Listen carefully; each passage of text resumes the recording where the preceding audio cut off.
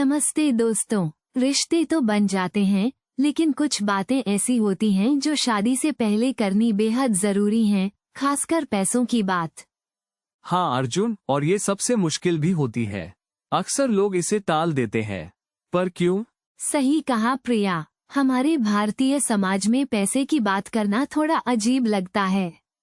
या तो बड़े संभालते हैं या इसे बहुत निजी माना जाता है। खासकर अरेंज मैरिज में तो शादी की तैयारी में ये सब पीछे छूट जाता है।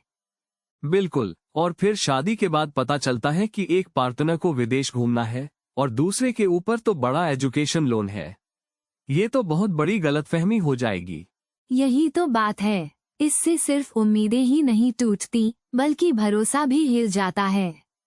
कर्ज, परिवार की जिम्मेदारियां, खर्चे अगर पहले से पता न हो तो बाद में बहुत दिक्कत होती है। तो ये सिर्फ पैसों का लेन देन नहीं है, ये तो रिश्ते की नींव मजबूत करने की बात है ना? हाँ, ये पारदर्शिता और आपसी समझ से ही संभव है। तो दोस्तों, आज हम आपको एक ऐसा ढांचा देंगे जिससे आप ये मुश्किल बातचीत भी आसानी से कर सकें। वाह, ये तो बहुत अच्छा है। शुरुआत कैसे करें? एक बहुत ही सरल तरीका है। आप कह सकते हैं, जान, जैसे हम अपनी नई जिंदगी बनाने जा रहे हैं, मुझे लगता है कि हमें अपने आर्थिक विचारों और हकीकतों पर खुलकर बात करनी चाहिए। ये किसी को जज करने के लिए नहीं, बल्कि एक दूसरे को बेहतर समझने के लिए है, ताकि हम एक टीम के रूप में सही फैसले ले सकें। बहुत बढ़िया, ये तो पॉजिटिव अप्रोच है। अच्छा अर्जुन, अब ये बताओ कि कौन कौन से मुख्य बिंदु हैं जिन पर बात करनी चाहिए? सबसे पहले आपकी आय और करियर की आगे की योजना। और हाँ, क्या आप परिवार को कोई आर्थिक मदद देते हैं या भविष्य में देने वाले हैं? और कर्ज का क्या? आजकल तो एजुकेशन लोन बहुत कॉमन है, वो कैसे बताएं? कर्ज का पूरा हिसाब देना बहुत जरूरी है।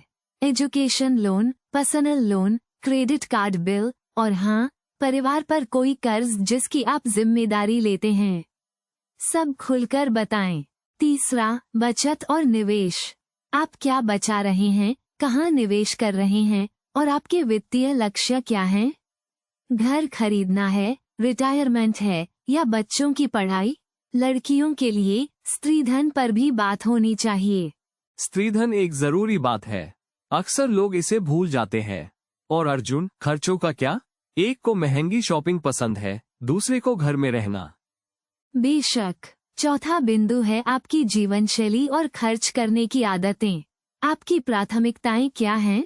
क्या आप बचाते हैं या खर्च करने में विश्वास रखते हैं? शादी के बाद हमारी साझा जीवन शैली कैसी होगी, इस पर भी बात करें। और सबसे महत्वपूर्ण, पारिवारिक जिम्मेदारियां। माता पिता की आर्थिक मदद, भाई बहन की पढ़ाई या शादी, ये सब बातें जरूर करें। और हाँ, अपने पार्टनर के माता पिता की मदद पर भी बात होनी चाहिए। हाँ, ये बहुत सेंसिटिव मुद्दा है। भारतीय परिवारों में तो इसका बहुत महत्व होता है। इसे साफ करना बहुत जरूरी है। लेकिन अर्जुन, अगर कोई पार्टनर खुलकर बात न करे तो क्या करें? अगर टालमटोल करे या डिफेंसिव हो जाए? ये एक संकेत है। अगर कोई डिफेंसिव हो जाए, टालमटोल करे या सिर्फ ऊपर ऊपर से बात करे, तो सावधान रहें। इसका मतलब ये नहीं कि वो बेईमान है, पर हो सकता है कि उन्हें ऐसे बात करने की आदत न हो। ऐसे में सहानुभूति दिखाएं।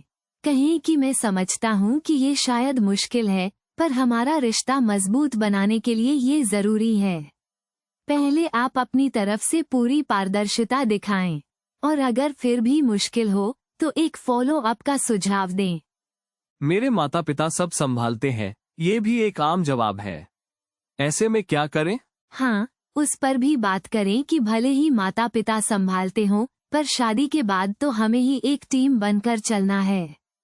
तो मोटी मोटी जानकारी तो होनी ही चाहिए। तो दोस्तों, इस हफ्ते आप एक समय तय करें। अपनी तरफ से सारे जवाब तैयार करके रखें, अपने बैंक स्टेटमेंट देखें ताकि आप सही जानकारी दे सकें। ये सिर्फ एक बार की बात नहीं है, ये एक आदत है जो आपको पूरे रिश्ते में बनाए रखनी है। इससे आपका रिश्ता और गहरा होगा। सही कहा प्रिया। वित्तीय तालमेल आपके साझा भविष्य की नींव है। आज की पारदर्शिता, कल की मजबूत साझेदारी।